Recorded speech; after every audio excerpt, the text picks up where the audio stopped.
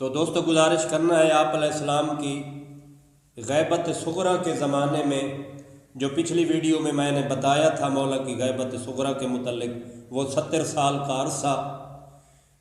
تو لکھتے ہیں کہ اس عرصے میں 4 افراد براہ راست آپ علیہ السلام کے نائب تھے، انہی کو نواب اربع یا 4 نائبین کہا جاتا ہے، یعنی جو مولا کے وہ نائب تھے 4، ان کو نواب اربع کہا جاتا ہے۔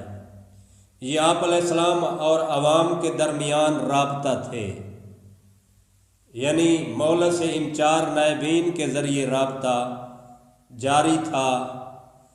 اور آگے ان کے نام تحریر ہیں، لکھتے ہیں پہلا جو تھا مولا کا نائب، اس کا نام ہے عثمان بن سعید۔ دوسرے مولا کے نائب کا نام محمد بن عثمان۔ تیسرا جو مولا کا نائب تھا اس کا نام ہے حسین بن روح۔ اور چوتھا آخری جو مولا کا نائب تھا اس کا نام لکھتے ہیں علی بن محمد سمیری۔ اور جب علی بن محمد کی وفات کا وقت آیا تو امام علیہ السلام نے حکم دیا کہ اپنا کوئی نائب مقرر نہ کرے، یعنی اب زمانہ ختم ہو گیا ہے، غیبت صغرا کا وقت ختم ہو گیا ہے، لہذا اپنا کوئی نائب مقرر نہیں کرنا۔